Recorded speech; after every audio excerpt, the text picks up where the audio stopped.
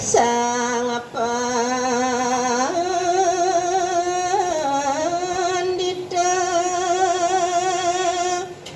mawacana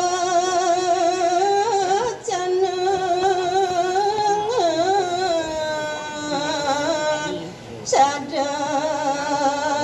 sedih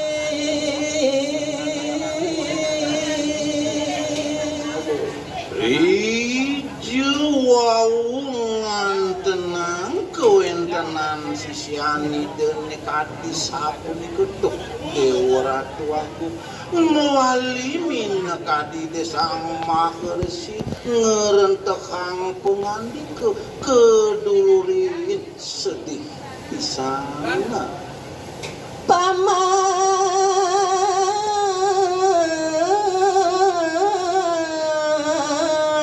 sisian bapa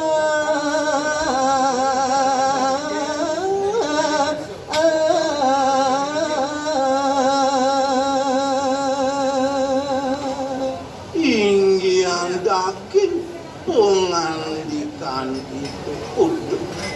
paman sisian bapu tuh anak ibuku paman yaning kuku ngoyong dini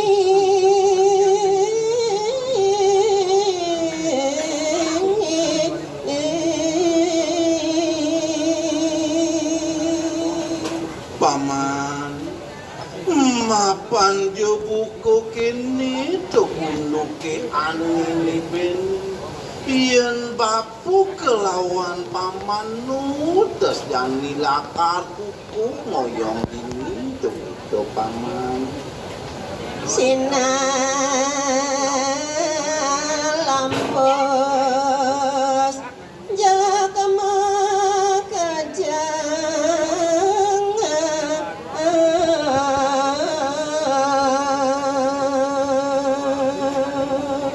yen manut pikenah bapune paman yen nudes lakar kuku ngoyong dini sinah ajak nu kejang lakar ngemasin pati ngemasin itu paman paling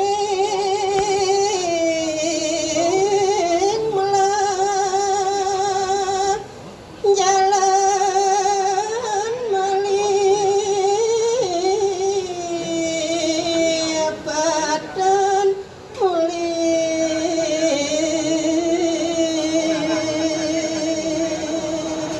paman mapan jo buku kini to unduke ani tekukin yen manut dari sejeroning tenah papune paman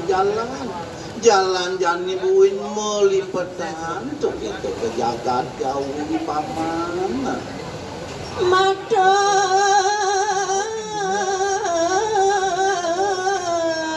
sia-sian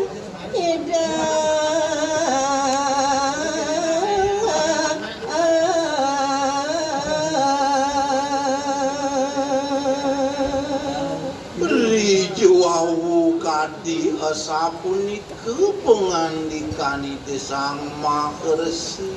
ni mangkin minne kadi sisian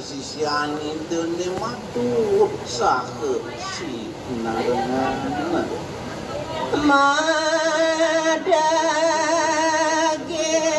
wacana narsi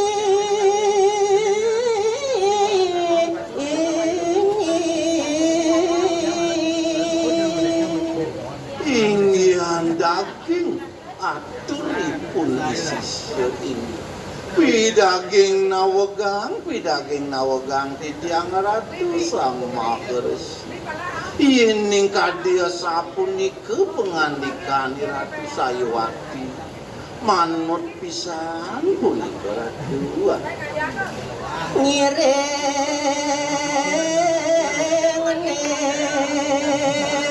mangkin matulah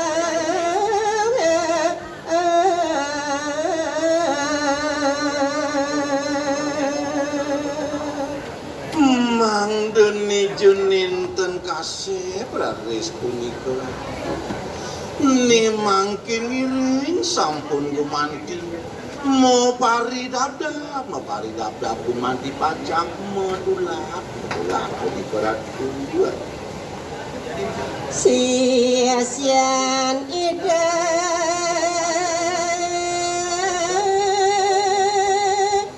kandona mangkin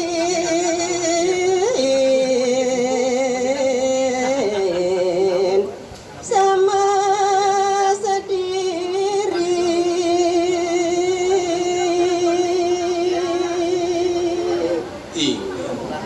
ini mangkin ngelantur cerita yang titiau ri sejeroning kewentenan sisiani desang mahersi sanekan pun puni kewantaje sama sendiri ya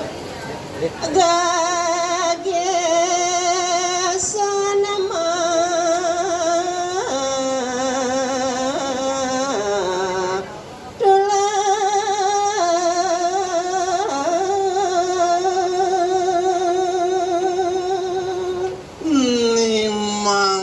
sahaja kegesonan pisan saya waktu kewentenanipun di sisya mejalan nyujur jagat jawinya sampun rawuh maring jawi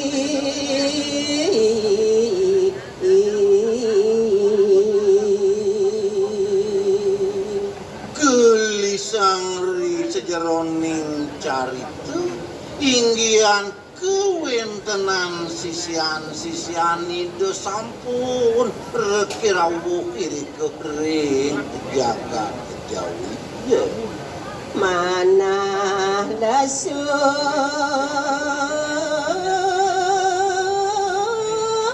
samu